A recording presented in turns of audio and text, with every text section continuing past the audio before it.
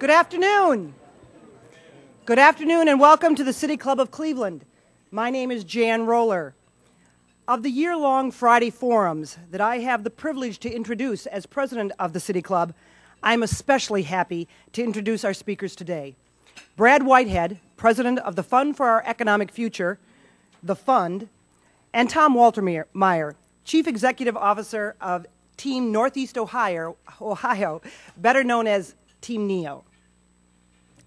Because these two gentlemen represent and work every day on the future for all of us here in Cleveland and Northeast Ohio. In this region, we all know too well of our need to increase jobs, attract new businesses, and grow those already here. Our shrinking population, home foreclosures, loss of congressional seats, and jobs speak loudly for the need for economic development. Well, it's good to know that the Fund and Team NEO are attacking these problems with a vengeance. The Fund is an innovative collaboration of 100 philanthropies working to transform the region's economy. Since its inception in 2004, it has raised and deployed over $60 million in grants.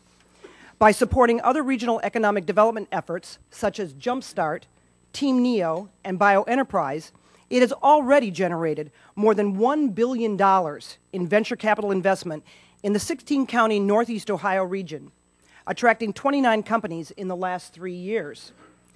The Fund partners with public, private, academic, and civic sectors in 4 areas: business growth and attraction, talent development, racial and economic inclusion, and government collaboration.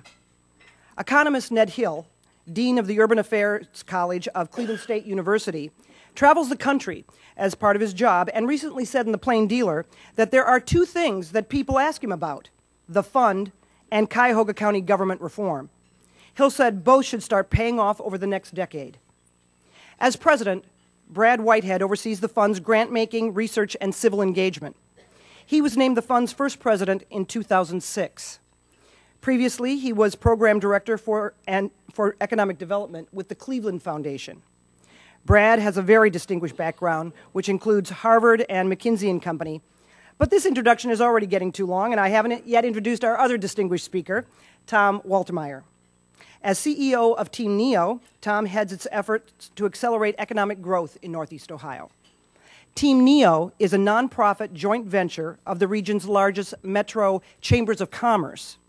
It was established in 2003 to strategically coordinate an economic development agenda to leverage the many strengths we have here in Northeast Ohio. In January 2007, Team NEO focused its mission on business attraction and has helped attract 20 new companies to Northeast Ohio, bringing more than 2,500 new jobs worth $75 million in new annual payroll and nearly $150 million in incremental economic benefits to the region. Prior to joining Team NEO, Tom was chairman and CEO of Poly1 Corporation. Poly1 was formed when the Geon Company acquired M.A. Hanna Company in September 2000.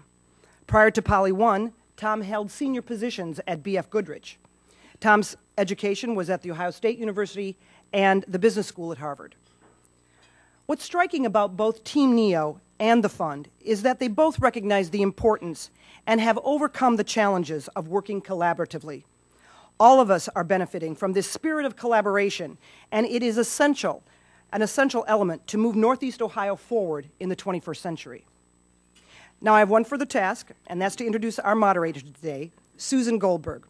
As editor of The Plain Dealer, Susan is very familiar with the issues our speakers face. Susan is a board member of the City Club of Cleveland, and we're very happy to have her here today as our moderator. Susan?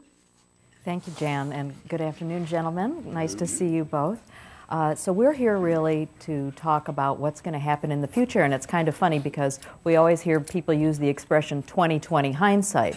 But given it is 2010 and we wanted to look 10 years into the future, I thought we should talk about 2020 foresight. So, well said. So Brad, when you think about the economy in this region, about innovation in the region, about the role of government, especially given the seeds that were just planted for county reform, talk to me about the role of the fund and where you see things going. Well, it's It's funny, your comment about economic forecasting. As Jan indicated in the introduction, I was at Harvard, and I had the good fortune of having, as one of my lecturers in my introductory economics class, John Kenneth Galbraith, who made the comment that the only function of economic forecasting is to make astrology look like a respectable profession. So,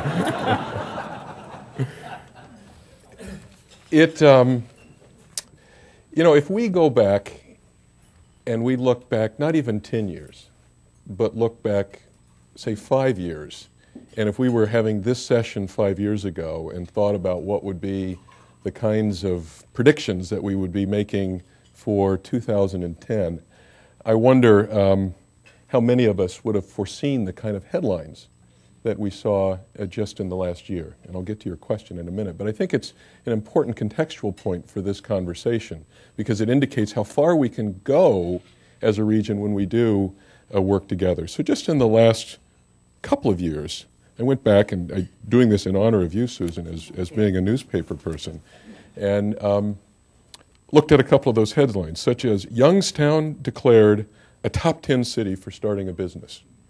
That was Entrepreneur Magazine in August of this year. Or 2007, the fastest growing private company in America, based in Solon, Ohio. That was Member Health. Northeast Ohio attracts over $850 million in bioscience venture investment over the last 5 years, which is something that has catapulted us in Minneapolis to be a factor or 2, 3, and sometimes 4 times any other metropolitan area in the United States. Or as you note, Cuyahoga County's voters overwhelmingly vote to change government. Who would have thought that was possible? Or even, in fact, the suburban mayors banding together to lead regional planning efforts in order to limit sprawl and help core cities. Or best of all, the Cleveland Browns win the Super Bowl. No, we wanted to keep this within 10 years. Yeah, okay. Ooh. Sorry. So, just looking out ahead, I get the sense that the pace and the momentum of things we have going on right now really are setting the stage, and Jan laid out what the 4 priorities are here in Northeast Ohio. And my inclination is to talk about those trends, but what I thought I might do instead was just offer up maybe 4 or 5 headlines that we might be talking about in 2020, in fact, trying to make your job a little easier, perhaps. So here's headline number 1. In 2012, the U.S. Department of Energy announces a multi-billion-dollar energy storage center called a Hub of Innovation. This center will be jointly located in Pittsburgh and in Northeast Ohio, and its purpose will be to develop the next generation of batteries that will result in hundreds of millions of dollars of research dollars and dozens of spin-outs for our companies. Credited for this coup are the combined efforts of the recently formed Energy Enterprise in Northeast Ohio, Case Western Reserve, the Warren Advanced Energy Incubator in the Mahoning Valley, Cleveland State University, the University of Akron, Rolls-Royce in Canton, Ohio, Westinghouse in Pittsburgh, and the Pittsburgh Technology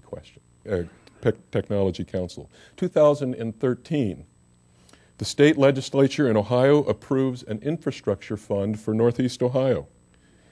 Managed by a coalition of counties from across Northeast Ohio, this fund will target infrastructure investments that maximize job creation and reduce sprawl. More than 100 communities have agreed to contribute a small portion of their incremental tax revenues from economic growth to the fund, while also receiving state dollars that normally flow through to the Department of Transportation.